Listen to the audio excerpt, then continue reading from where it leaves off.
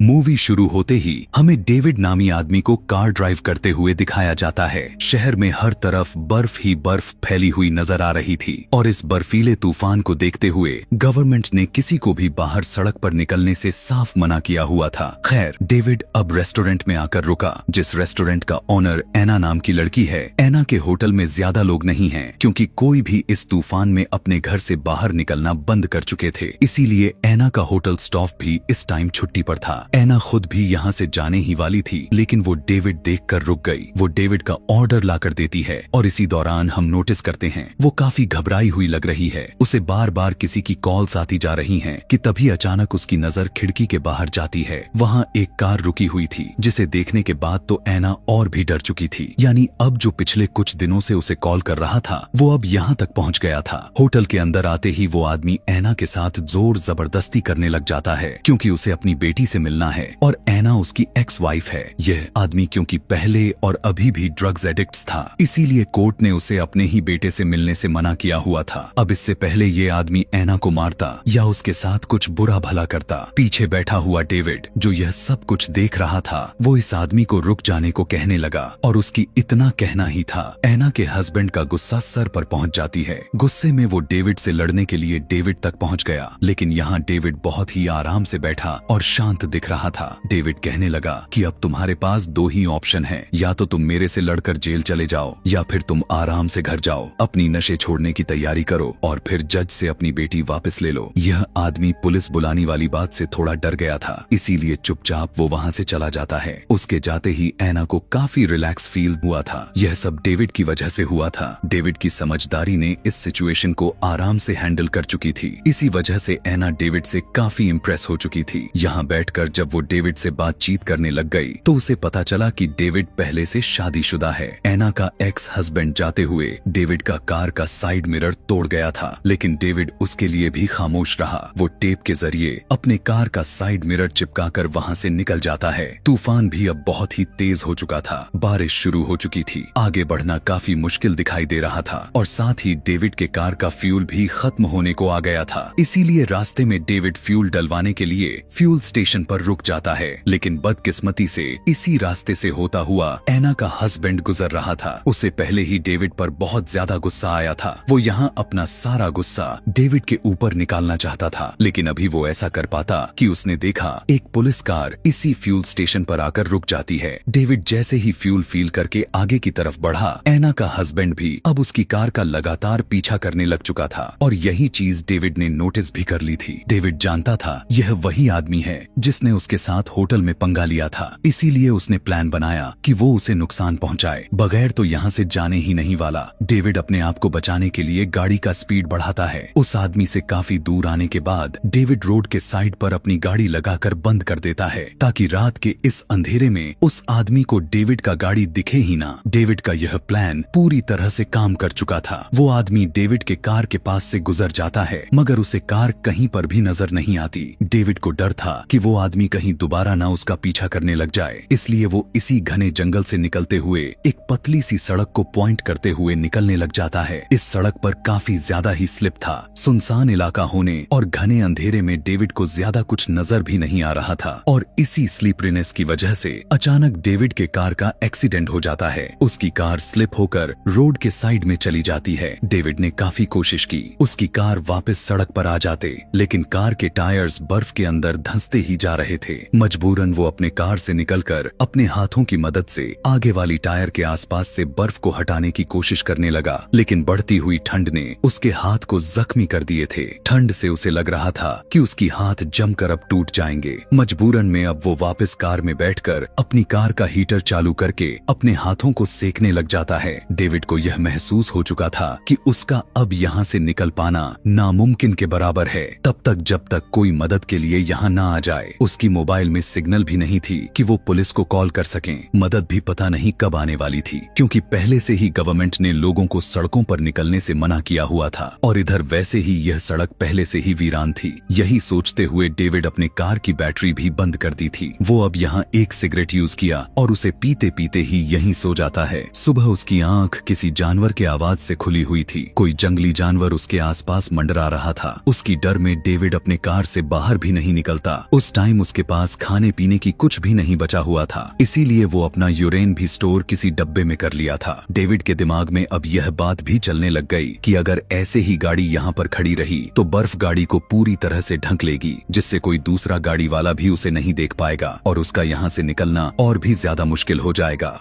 इसीलिए वो अब कार से बाहर निकलता है। दूरबीन से आसपास देखने पर उसे दूर कहीं धुआं नजर आ रहा था, यानी वहां इंसान रहते होंगे। इसी उम्मीद में वो कार से निकल जाता है कि शायद वहां उसे कोई मदद मिल जाए। वहां जाने से पहले वो अपनी गाड़ी की डिग्गी खोलता है और उसकी गाड़ी की डिग्गी में हम बंधी हुई ऐना को देखते हैं। डेविड, जिसे हम अच्छा इंसान समझ रहे थे, वो दरअसल एक किडनैपर था जिसने ऐना को किडनैप कर लिया था। वो कार से दूर जाने से पहले ऐना को वार्न करके जाता है कि इस कार से निकलने की कोशिश भी मत करना, लेकिन ऐना उसकी बात कहाँ मानने वाली थी। वो उसके जाते ही कोशिश करने लग जाती है और उसके हाथ और मुंह जिस टेप के जरिए बंधे हुए थे वो उन्हें खोलने में कामयाब हो चुकी थी। अब वो इस गाड़ी से भी बाहर निकलने की कोशिश करने लगी, लेकिन कार का बैक साइड अंदर से नहीं खुल सकती थी। इसीलिए अब वो कार के बैक स्पीकर्स को हटाते हुए कार के अंदर आने में कामयाब हो चुकी थी। कार के अंदर आते ही वो कार का दरवाजा खोलकर भागने लग जाती है, लेकिन बाहर बहुत ही ज्यादा मात्रा में ठंड थी और दूर दूर तक उसे जब कोई इंसान या फिर कोई इंसानी जगह नजर नहीं आ रही थी तो उसने वापस कार में जाने का डिसीजन लेती है, क्योंकि वो कार में सर्दी से तो बच सकती थी। उसके हाथ पैर दोनों खुल चुके थे। वो अब डेविड से मुकाबला करने की काबिल हो चुकी थी। इसीलिए ऐना कार के अंदर वापस जाकर बैठ जाती है, क्योंकि सर्दी हद से ज्यादा बढ़ चुकी थी। वहीं दूसरी तरफ अब हम डेविड को देख पाते हैं। धुएं वाली जगह पर पहुंचने के चक्कर में वो अपने कार से काफी दूर तक आ चुका था और अब उसका पैर भी एक गड्ढे में फंसकर टूट जाता है। उसकी हालत अब बद से बदतर हो चुकी थी। उसके पैर से बहुत ही ज्यादा खून निकलने लग गया था। उससे यहाँ उठा नहीं जाता। ठंड उसे दबाए जा रही थी, लेकिन किसी तरह से उसे हिम्मत बनानी ही पड़ती है, क्योंकि अगर वो कुछ देर ही ऐसे ही बर्फ में पड़ा रहा तो मर जाता। डेविड अब रेंगते हुए वहाँ से वापस अपने कार के पास आने का फैसला कर लेता है, जहाँ ऐना कार में ही अपने आप को बचाने के लिए कुछ चीजें ढूंढ रही थी, लेकिन उसे यहाँ अंदर टेप और क्लोरोफॉर्म के अलावा कुछ भी नहीं मिलता। इसीलिए अब वो इन दोनों चीजों को अपने पास संभाल कर रख लेती है।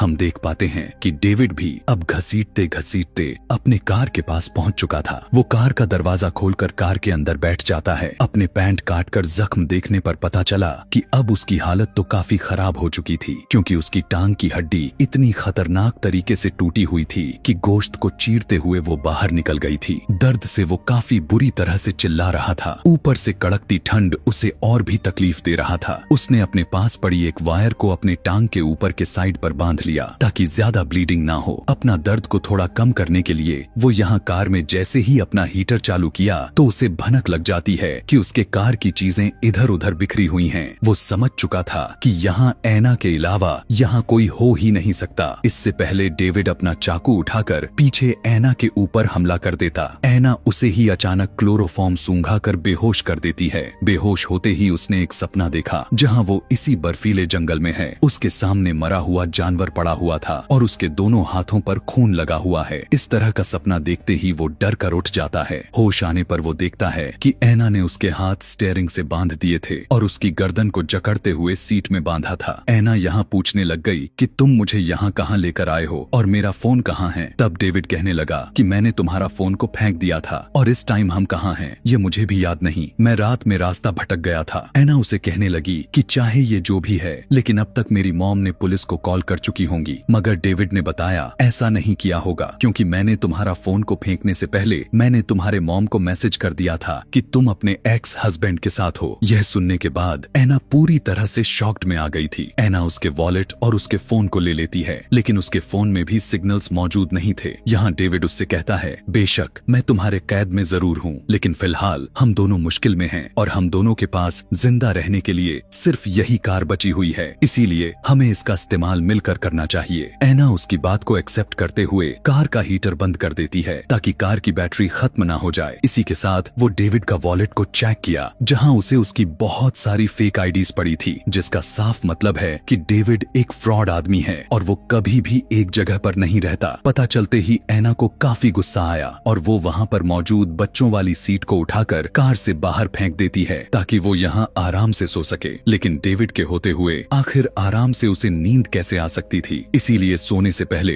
वो डेविड को क्लोरोफॉर्म सूंघाकर दोबारा से बेहोश कर देती है। इस बार भी डेविड बेहोशी के हालत में वही सपना देखता है जो उसने पहले देखा हुआ था। इस बर्फीली जगह पर एक मरा हुआ जानवर जिसका खून डेविड के हाथों पर लगा हुआ था। डर कर इस बार भी डेविड पहले की तरह होश में आ जाता है, लेकिन होश में आने से वो देखता है कि ऐना पहले से ही जाग चुकी थी। इसके ठीक फौरन बाद ही ऐना को वॉशरूम जाने की जरूरत पड़ गई, इसीलिए अब वो कार से बाहर निकल जाती है और इसी मौके का फायदा उठाते हुए डेविड अपने गाड़ी को पूरी तरह से लॉक्ड कर देता है ताकि ऐना बाहर ही फंसकर मर जाए।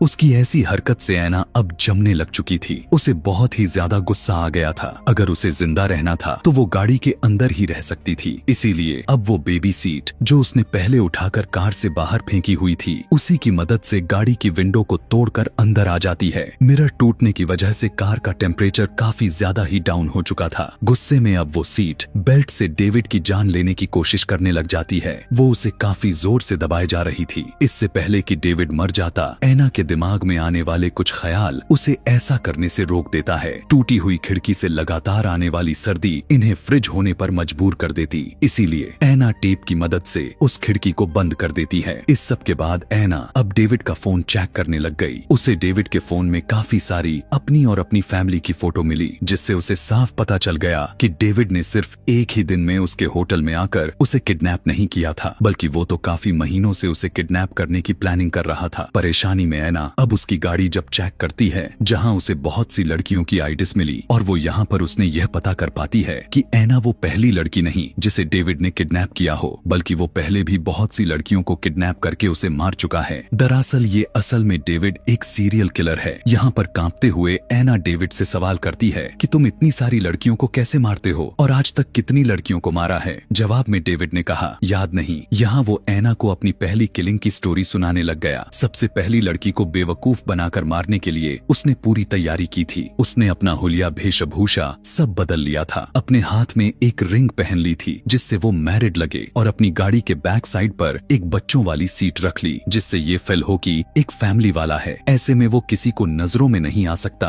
कि वो सीरियल किलर है। घंटों तक सड़क पर गाड़ी चलाने के बाद उसे एक लड़की मिली जिसे लिफ्ट चाहिए थी। डेविड उसे बताता है कि मैंने उसे गाड़ी में बैठा लिया। पहले तो सब कुछ नॉर्मल चल रहा था, वो मुझसे फ्रैंक हो चुकी थी, लेकिन धीरे धीरे मेरी बातें उसे डराने पर मजबूर करता चला गया। वो पुलिस को कॉल ही करने वाली थी, लेकिन उससे पहले मैंने उसे पकड़कर चाकू से उसे बहुत ही बेरहमी से मार डाला। डेविड बताता है कि वो मेरा पहला मर्डर था और उसी के बाद से मैंने हजारों मर्डर किए, जिनमें से कुछ तो अब मुझे याद भी नहीं। उसकी बातें ऐना को डराए जा रहा था, इसीलिए अब ऐना उसके मुंह पर टेप लगा देती है। डेविड कुछ टाइम के बाद सो जाता है और ऐना भी यहाँ सोने की कोशिश करती है, लेकिन अब अचानक से उनकी कार के ऊपर कोई हमला कर देता है। ऐसा लग रहा था कि यह कोई जंगली जानवर है, लेकिन वो क्रिएचर जब उनके सामने वाले मिरर पर हाथ मारती है, तब जाकर इन्हें पता चला कि वो क्रिएचर जानवर की जगह कोई इंसान की तरह दिखने वाला है। यहाँ पर अब माहौल पूरी तरह से बदल चुका था। इससे पहले ये क्रिएचर इनकी गाड़ी की सामने वाला मिरर तोड़कर मार देता। ऐना जल्दी से कार स्टार्ट करती है और काफी बार कार की हॉर्न मारते हुए उस क्रिएचर को यहाँ से भगाने में कामयाब हो गए। डेविड इस क्रिएचर को यहाँ तक पहुँचने का जिम्मेदार ऐना को मान रहा था, लेकिन ऐना उसे याद करवाती है कि उसका खून बाहर जो बर्फ में पड़ा हुआ है, उसी के जरिए ये क्रिएचर यहाँ तक आ गई। डेविड का जख्म अब बिल्कुल काला पड़ चुका था। उसके पास वक्त बहुत ही कम बचा हुआ था। उसे अब बचने का कोई भी मौका नहीं दिख रहा था। ऐना डेविड को बाहर घूम रहे क्रिएचर के बारे में बताती है और कहने लग गई कि यह क्रिएचर कोई इंसान नहीं थी, बल्कि ये एक रूह यानी किसी शैतान का साया था। वो कहने लग गई कि यहाँ पर रहने वाले लोगों का कहना है कि यहाँ पर आए बुरे लोगों को यह शैतान बहुत ही बुरी तरीके से मार देती है और अपने शिकार को मारने से पहले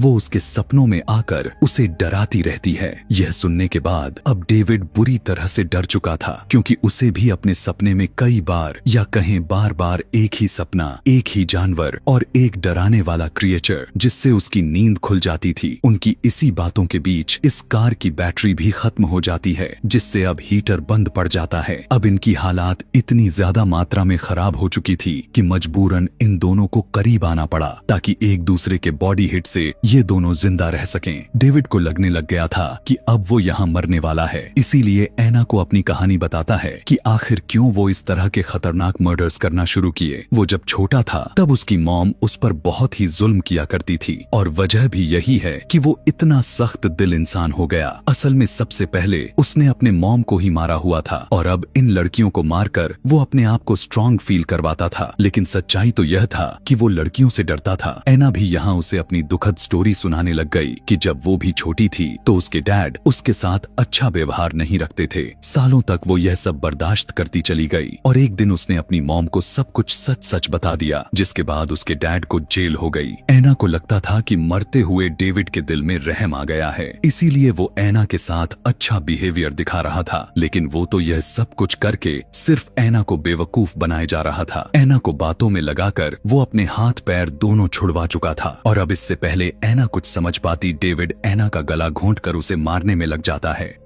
एना की सांसें रुकने लग गई थीं, लेकिन एना पूरी तरह से अभी मरी नहीं थी कि तभी अचानक कोई उसकी गाड़ी का दरवाजा खोलता है। बाहर से अंदर आने वाले वही स्पिरिट, वही क्रिएचर थी जिसकी कहानी एना ने डेविड को सुनाई हुई थी। साथ में वो एना को भी लेकर जाने वाली थी, लेकिन एना अपने आप को बचाने के लिए पहने हुए जैकेट उतार देती है जिसे उस क्रिएचर ने पकड़ा हुआ था। इसी छीनाच पट्टी में क्रिएचर के हाथ डेविड लगता है। डेविड को यहाँ से लेकर जाने के बाद एना जल्दी से कार को लॉक्ड किया और वो क्रिएचर यहाँ आकर उसे ढूंढ ना ले, इसीलिए वो कार के ट्रंक में छुप जाती है। अब उसने कोई मोटे कपड़े नहीं पहने हुए थे, जो जैकेट था वो भी अब जा चुका था। अब शायद ये सर्दी उसे मार देती, लेकिन उसकी किस्मत अच्छी थी कि यह बर्फीला तूफान रुक जाता है और बर्फीले तूफान के रुकते ही बर्फ हटाने वाली गाड़ी यहाँ आ जाती है। जिस ड्राइवर की नजर इस कार पर पड़ जाती है, वो जैसे ही इस कार के पास आता है तो उसे यहाँ मरे हुए डेविड की ऑर्गन्स नजर आ रहे थे। गाड़ी को अच्छी तरह से चेकअप करने पर उसे गाड़ी में यहाँ कोई नहीं मिला। फिर जब वो गाड़ी की डिग्गी खोला तो वहाँ अंदर एना थी। सर्दी की वजह से उसकी हालत काफी खराब हो चुकी थी, लेकिन अभी भी वो जिंदा थी, जिसे अब रेस्क्यू कर लिया जाएगा। उसकी जान बच जाएगी और इसी के साथ यह कहानी यहीं पर खत्म हो जाती है। ऐसे ही और भी मूवी एक्सप्लेनेशन वीडियोस देखने के लिए कमेंट में नेक्स्ट लिखना ना भूलें। Thanks for watching.